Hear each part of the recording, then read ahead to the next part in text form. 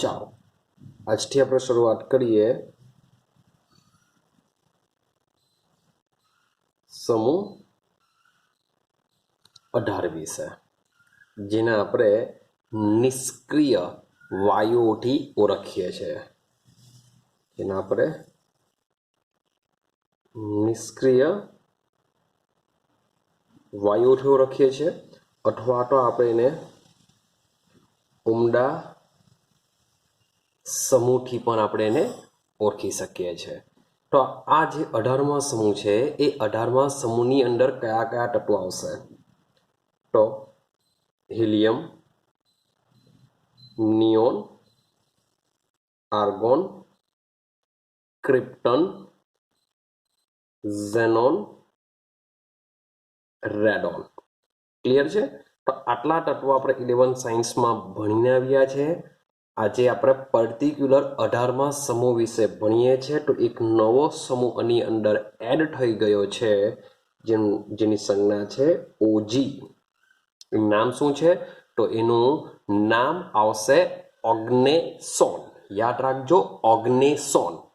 તો આટલે સુધીને આપણું શોર્ટકટ ફોર્મ ખબર છે. હિના, નીના ઓર કરીના 0 રન આઉટ. તો બની જશે આખું જ હિના, નીના ઓર કરીના 0 રન આઉટનો ઓ મીન્સ કે થઈ જશે. ઓગ્નેસોનને બી હવે તમે અંદર લઈ લેશો તો આઉટનો ઓ આવી જશે. તો સેમ પાછું હિના, નીના ઓર કરીના 0 રન આઉટ. તો helium, neon, argon, krypton, xenon, radon, oganesson. તો આ પ્રકારે 7 તત્વ તમારા નિષ્ક્રિય વાયુઓ તરીકે ઓળખવામાં આવે છે, જેને આપણે ઉમદા વાયુઓ પણ કહેશું. શું કહેશું આપણે એને? ઉમદા સમૂહ, ઉમદા વાયુઓથી પણ તેને આપણે ઓળખીએ છીએ. ક્લિયર થાય છે? ચાલો, હવે આ જે વાયુઓ છે એ અહીંયા લખેલું છે નિષ્ક્રિય વાયુઓ છે. નિષ્ક્રિયનો મતલબ શું થાય? કે તેઓ અપ્રતિક્રિયાત્મક છે. મીન્સ કે તેઓ કોઈની સાથે પ્રક્રિયા કરતા નથી. તો યાર, પ્રક્રિયા જો કરતા જ નહીં હોય તો શા માટે આપણે ભણીએ છીએ?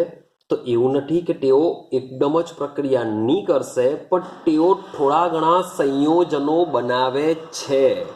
પણ ઘણા બધા તત્વો, આ જે બધા તત્વો છે જે ખૂબ જ વધારે સંયોજનો બનાવતા નથી, માટે તેમને શું કહેશું આપણે? ઉમદા વાયુઓ અથવા નિષ્ક્રિય વાયુઓ કહીએ છીએ.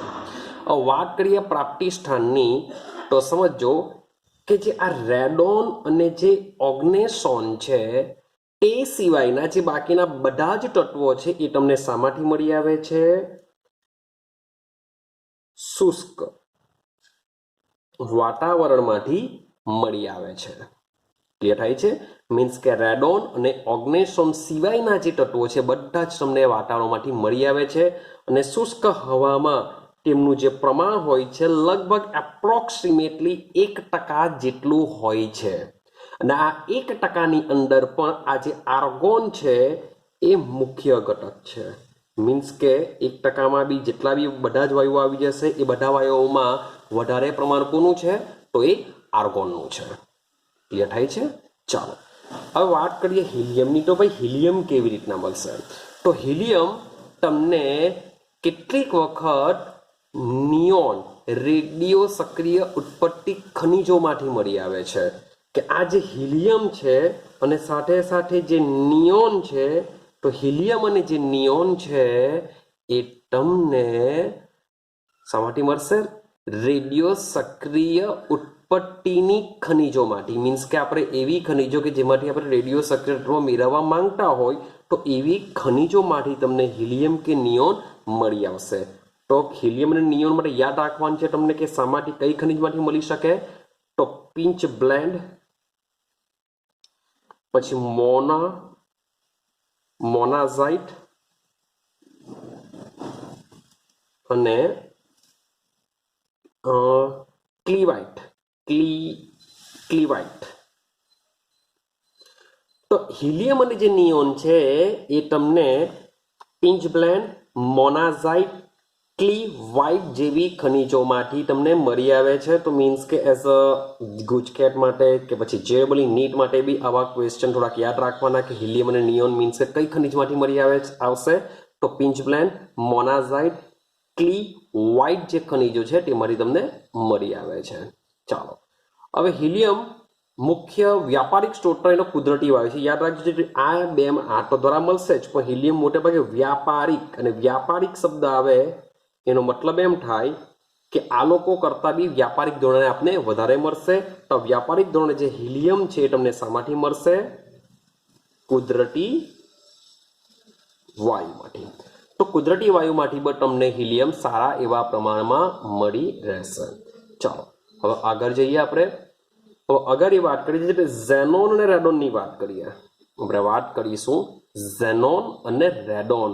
તો આ જે તત્વો છે ઝેનોન અને રેડોન ખૂબ જ વિરલ તત્વો છે. વિરલનો મતલબ એવો થશે ખૂબ જ ઓછા પ્રમાણમાં મળી આવે છે, ખૂબ જ રેર તત્વો છે. ક્લિયર? તો જે રેડોનની જે ઉત્પત્તિ છે એ રેડિયમના ક્ષયન નિપજ તરીકે મેળવવામાં આવે છે. રેડિયમનો ક્ષયન નિપજ મીન્સ કે મારી પાસે રેડિયમ લઈ લેવ. રેડિયમ મીન્સ કે પણ રેડિયો સક્રિય તત્વ છે જે સમૂહ એસ વિભાગમાં આવેલું છે 88, 2, 2, 6. આ રેડિયો સક્રિય તત્વ છે. એનું જો ક્ષયન થાય, એનું ક્ષયન થઈને તમને 86 રેડોન 2, 2, 2 બચશે. કેટલા? તો અહીંયા 88 છે, એટલે કે બે પ્રોટોન પર કોણ આવશે? હિલિયમ 22 ને અહીંયા 4, 26. તો તમને હિલિયમ અને રેડોનનું મિશ્રણ મળી જશે. એટલે કે રેડિયમનું જો ક્ષયન થાય તો તમને રેડોન અને હિલિયમ મળી જશે. ક્લિયર થાય છે? હવે ઓર્ગનેસોનની જો વાત કરીએ તો ઓર્ગનેસોનનું સંશ્લેષિત મીન્સ કે જાતે બનાવવામાં આવ્યો છે, સંશ્લેષિત છે, માનવ દ્વારા બનાવવામાં આવ્યો છે. તો એને બનાવવા માટે કેલિફોર્નિયમ CF, કેલિફોર્નિયમ 98 એનો પરમાણુ ક્રમાંક છે, 249 એનું પરમાણુય દળ છે એની, અને કેલ્શિયમ 20 Ca48. તો કેલિફોર્નિયમ અને કેલ્શિયમના સંઘાત ક્રમમાં મીન્સ કે બંનેને એકબીજા સાથે અથડાવવામાં જો આવે, સોરી ફોર ધેટ, તો 98 કેલિફોર્નિયમ 249 પ્લસ 20 કેલ્શિયમ 48, આ બંનેનું જો સંઘાત કરવામાં આવે તો સંઘાત કરવાને લીધે લખીશું આપણે સંઘાત. તો સંઘાત જો કરવામાં આવે તો આમાંથી બની જશે ઓર્ગનેસોન. ઓર્ગનેસોનનો પરમાણુ ક્રમાંક છે 118, પરમાણુય દળ છે 294.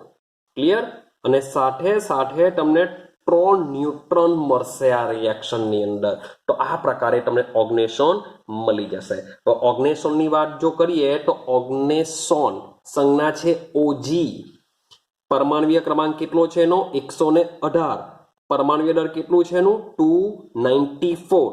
ઇલેક્ટ્રોનની રચના આપણે અહીંયા નીચે લખીશું ત્યારે તમને લઈ લેવું છું કે કયું એની ઇલેક્ટ્રોનની રચના આવશે. સાથે સાથે કેવો છે? રેડિયો સક્રિય તત્વ છે. રેડિયો સક્રિય તત્વ છે અને તેનો અર્ધ આયુષ્ય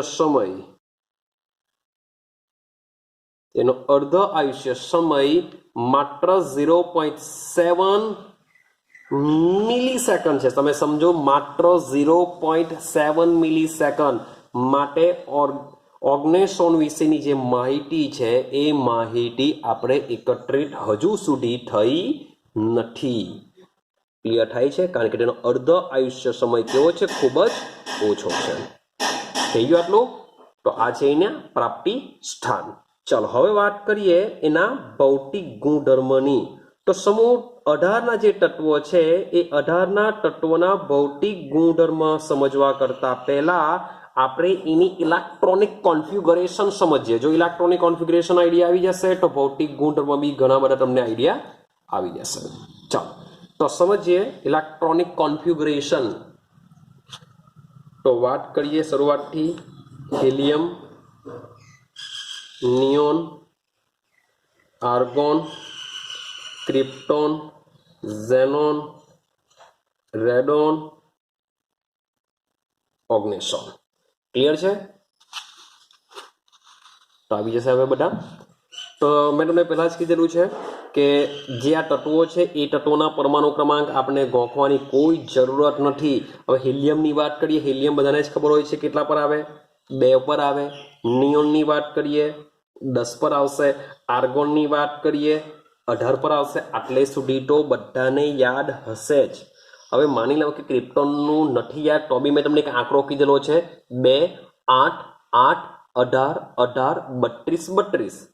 સેમ લખી દઈએ આપણે 2, 8, 8, 18, 18,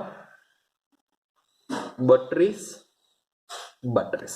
ચાલો 2 નંબર આટલે સુધી યાદ છે તો વિચારો 2 માં 8 ઉમેર તો 10, 10 માં 8 ઉમેર તો 18, 18 માં 18 ઉમેરીએ તો ક્રિપ્ટોન કેટલા થઈ જશે 36. 36 માં 18 ઉમેરીએ તો થઈ જશે 54.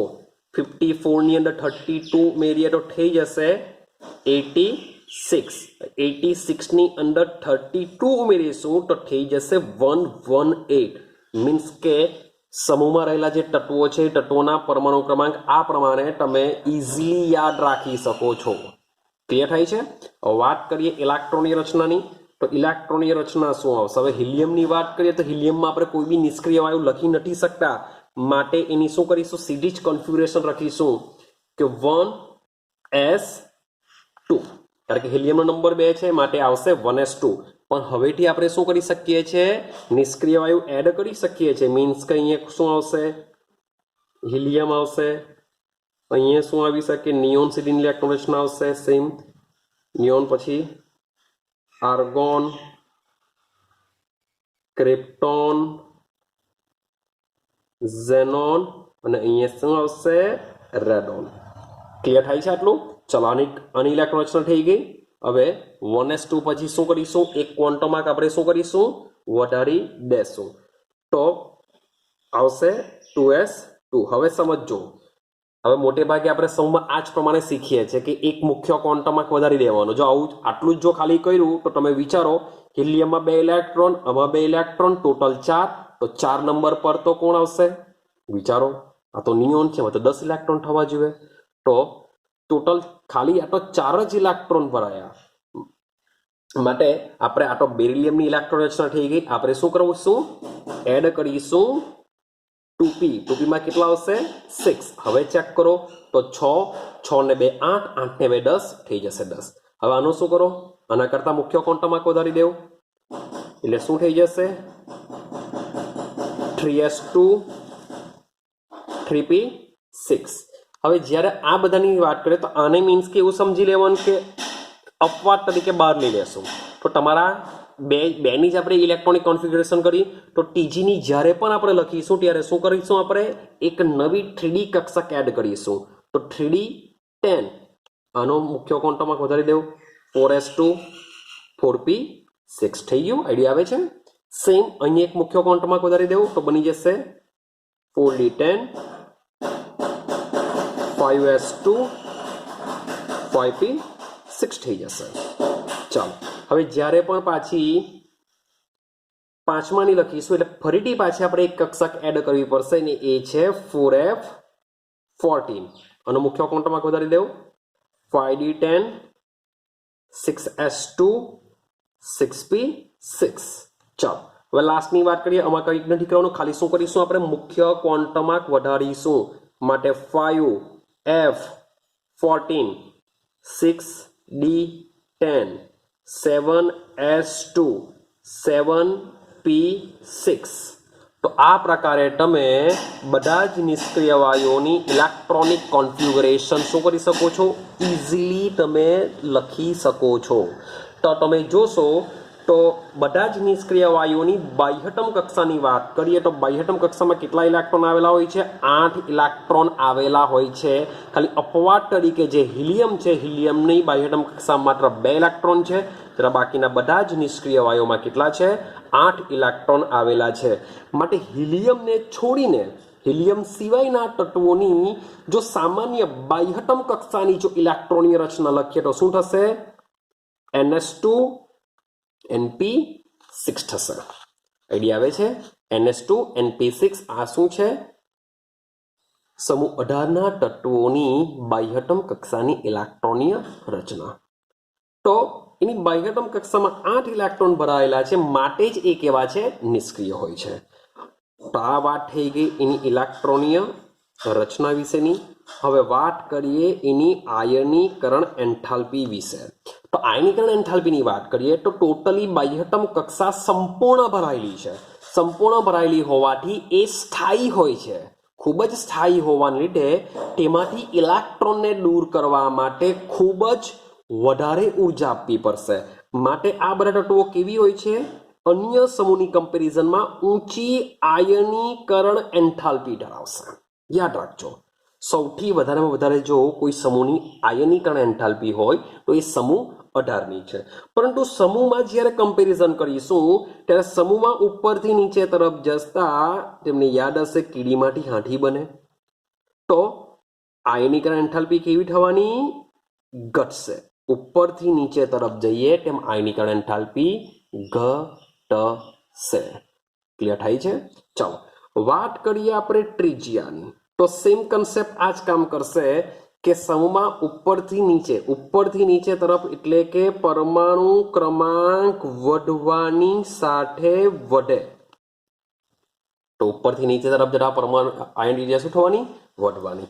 વાત કરીએ આપણે ઇલેક્ટ્રોન પ્રાપ્તિ એન્થાલ્પી વિશે વાત કરીએ તો આ જે તત્વો છે એ સ્થાયી ઇલેક્ટ્રોનીય રચના ધરાવે છે. મીન્સ કે બાહ્યતમ કક્ષામાં 8 ઇલેક્ટ્રોન છે. ઇલેક્ટ્રોન મેળવવાની વાત કરતા નથી, પણ જો તમે એને જબરજસ્તી ઇલેક્ટ્રોન આપશો તો આ જે ઇલેક્ટ્રોન પ્રાપ્તિ એન્થાલ્પીનું મૂલ્ય છે એ કેવું આવશે? ધન આવશે. મીન્સ કે ઇલેક્ટ્રોન પ્રાપ્તિ એન્થાલ્પી તમને શામાં જોવા મળશે? ધનમાં જોવા મળશે. આઈડિયા આવે છે? ચાલો, તો આટલી ઇન્ફોર્મેશન તમારા ભૌતિક ગુણધર્મની છે. હવે આપણે સમજવાનો પ્રયત્ન કરીએ એના ભૌતિક ગુણધર્મ. મીન્સ કે રંગ કેવો હશે, એની વાંસ કેવી હશે, એની વાત કરીએ. સમજો જરાક. ચાલો, હવે સમૂહ 18ના તત્વોના આપણે શાની વાત કરીએ છીએ? ભૌતિક ગુણધર્મો વિશે વાત કરીએ. ચાલો સમજો બરાબર. તો આ જેટલા પણ બધા જ છે, આ બધા જ સૌથી પહેલા યાદ રાખજો કે આ બધા જ શું છે? વાયુઓ છે. ટોટલી બધા વાયુઓ છે. અને આપણે 11 સાયન્સમાં ભણીને આવ્યા છે કે આ જે બધા વાયુઓ છે એ વાયુઓ કેવા છે? એકલા રખડે. મીન્સ કે આપણે O2 ને જો જોવા જઈએ તો O2 તરીકે રખડે, નાઇટ્રોજન N2 તરીકે રખડશે, હાઇડ્રોજન H2 તરીકે રખડશે. પણ આપણે હિલિયમને જોશું તો હિલિયમ કેવો છે? એકલો જ રખડશે. નિયોન કેવો છે? એકલો જ રખડશે. મીન્સ કે આ બધા એક પરમાણવીય વાયુઓ છે. જ્યારે અન્ય વાયુઓ કેવા છે? દ્વિપરમાણવીય અણુ તરીકે અસ્તિત્વ ધરાવે છે. આઈડિયા આવે છે? ચાલો હવે અગાડી સમજો. આ જે બધા વાયુઓ છે બધા કેવા છે? રંગવિહીન હોય છે. તેઓનો કોઈ પણ પ્રકારનો રંગ ધરાવતા નથી. સાથે સાથે કોઈ સ્મેલ નથી, એટલે વાસ વિહીન છે અને સ્વાદ વિહીન છે, ટેસ્ટલેસ છે. આઈડિયા આવે છે? મીન્સ કે વાતાવરણમાં આપણે હવા મીન્સ કે લઈએ બી, મોઢા દ્વારા ખેંચવાનો બી પ્રયત્ન કરીએ તો આપણને એનો કોઈ બી ટેસ્ટ આવવાનો નથી. ચાલો આગળ જઈએ. ભાઈ પાણીમાં અલ્પદ્રાવ્ય યાદ રાખજો, પાણીમાં દ્રાવ્ય હોતા નથી. પાણીમાં કેવા હોય છે? ખૂબ જ અલ્પદ્રાવ્ય હોય છે. ચલો બીજી વાત કરીએ, ગબી અને ઉબીની વાત કરીએ તો યાદ રાખજો આના ગબી અને ઉબી કેવા હોય છે? ખૂબ જ નીચા હોય છે. હવે તમે એમ કહેશો કે સર આની અષ્ટક રચના સંપૂર્ણ ભરાયેલી છે, નથી, કોઈ ઇલેક્ટ્રોન આપતા નથી, મેળવતા તો આના ગલન બિંદુ ઉત્કલન બિંદુ તો ખૂબ જ ઊંચા હોવા જોઈએ, પણ ના, એવું નથી. ખૂબ જ નીચા છે ગલન બિંદુ અને ઉત્કલન બિંદુ. કારણ કે રીઝન એવું છે, તેઓ માત્ર શું છે? પરમાણુ તરીકે અસ્તિત્વ ધરાવે, એક પરમાણવીય હોય છે. તેમની પરમાણુ વચ્ચે જે લાગતું જે આકર્ષણ બળ હોય છે, એટલે કે આંતર, એને આ આકર્ષણ બળને કયું આકર્ષણ બળ કહેશું? આંતર પરમાણવીય, કારણ કે પરમાણુ પરમાણુ વચ્ચે લાગશે એટલે કે આંતર પરમાણવીય જે આકર્ષણ બળ હોય છે, આ આકર્ષણ બળ કેવું હોય છે? નિર્બળ હોય છે, કારણ કે પરમાણુ પરમાણુ વચ્ચે લાગેલો હોય છે, ખૂબ જ નિર્બળ હોય છે, માટે ઇઝીલી બ્રેક થઈ જાય છે, માટે એના ગલનબિંદુ અને ઉત્કલનબિંદુ કેવા હોય છે? ખૂબ જ નીચા હોય છે. એઝ અ એક્ઝામ્પલ તરીકે ભાઈ હિલિયમ લઈ લઈએ, પહેલું જ તત્વ, એનું ઉત્કલન બિંદુ માત્ર 4.2 કેલ્વિન છે. તમે વિચાર કરો, માત્ર 4.2 કેલ્વિન. ક્લિયર છે? એટલે સૌથી નીચામાં નીચી જો ઉત્કલન બિંદુ ધરાવતો હોય તો મે બી હિલિયમ હોઈ શકે, કારણ કે 4.2 કેલ્વિન નીચું છે. અને હિલિયમની વાત જો કરીએ કે પ્રયોગશાળામાં આપણે જે બધા સાધનો ઉપયોગ કરીએ છીએ, જેવા કે રબર લઈએ, કાચના સાધનો લઈએ, મે બી પ્લાસ્ટિકના સાધનો લઈએ, તો આ જે બધા સાધનો છે એ સાધનોમાંથી હિલિયમ વાયુ શું થઈ શકે છે? પસરણ પામવાનો ગુણધર્મ ધરાવી શકે છે. ક્લિયર થાય છે? તો એના ભૌતિક ગુણધર્મ આપેલા છે. ચાલો હવે આપણે વાત કરીએ એના રાસાયણિક ગુણધર્મની વાત કરીએ, સમજવાનો પ્રયત્ન કરજો. વાત કરીએ એના રાસાયણિક ગુણધર્મ. ઓકે, ચાલો સમજવાનો પ્રયત્ન કરજો બરાબર રાસાયણિક ગુણધર્મ. તો રાસાયણિક ગુણધર્મ મીન્સ કે કોના પર આધાર રાખશે? ઇલેક્ટ્રોન પર આધાર રાખે. ને આ જે તત્વો છે એ તત્વો શું છે? અષ્ટક રચના ધરાવે છે, મીન્સ કે બાહ્યતમ કક્ષામાં 8 ઇલેક્ટ્રોન ધરાવે છે. બાહ્યતમ કક્ષામાં 8 ઇલેક્ટ્રોન હોવાથી આપણે એને કેવા માનીએ છીએ? ભાઈ નિષ્ક્રિય માનીએ છીએ. એ કેવા હોય છે? નિષ્ક્રિય હોય છે. નિષ્ક્રિય મતલબ શું થાય? અપ્રતિક્રિયાત્મક. તેઓ કેવા હોય છે? અપ્રતિક્રિયાત્મક હોય છે, ખૂબ જ નિષ્ક્રિય હોય છે. ચાલો, તો આના નિષ્ક્રિયતાના મુખ્યત્વે બે રીઝન છે. પહેલું રીઝન છે તમે હિલિયમ લઈ લો, તો હિલિયમની વાત કરીએ તમને આગળ જ વાત કરી કે એની સંયોજકતા કક્ષામાં કેટલા ઇલેક્ટ્રોન હોય છે? 2 ઇલેક્ટ્રોન હોય છે. ક્લિયર છે? પણ તે સિવાયના જે તત્વો તમે જોશો હિલિયમ સિવાયના, તો બધાની બાહ્યતમ કક્ષામાં NH2 NP6 મીન્સ કે ટોટલ કેટલા ઇલેક્ટ્રોન હોય છે? 8 ઇલેક્ટ્રોન હોય છે. તો આ પહેલું રીઝન છે જેને લીધે એ કેવા હોય છે? નિષ્ક્રિય હોય છે, કોઈ સાથે રિએક્શન કરતા નથી. બીજો પોઈન્ટ, તો વાત કરીએ આપણે કે ભાઈ સંપૂર્ણ ઇલેક્ટ્રોનીય રચના, સંપૂર્ણ ઇલેક્ટ્રોન ભરાયેલા છે, માટે એની આયનીકરણ એન્થાલ્પી કેવી છે? ખૂબ જ વધુ છે. સાથે સાથે તેની ધન ઇલેક્ટ્રો પ્રાપ્તિ એન્થાલ્પી પણ એને શું બનાવે છે? નિષ્ક્રિય બનાવે છે. તો આ બે રીઝન છે. આ બે રીઝનને લીધે જે સમૂહ 18 ના તત્વો હોય છે કેવા હોય છે? નિષ્ક્રિય હોય છે. ક્લિયર થાય છે? ચાલો હવે જ્યારે ઉમદા વાયુની શોધ થઈ હતી, તો યાર શોધ થયેલી હોય તો એના વિશે હજુ પણ નવું કંઈક જાણવાની ઈચ્છા બધા જ વૈજ્ઞાનિકોને થતી હોય છે. તો જ્યારે ઉમદા વાયુની શોધ થઈ હતી તે સમયથી જ તેની પ્રતિક્રિયાત્મકતા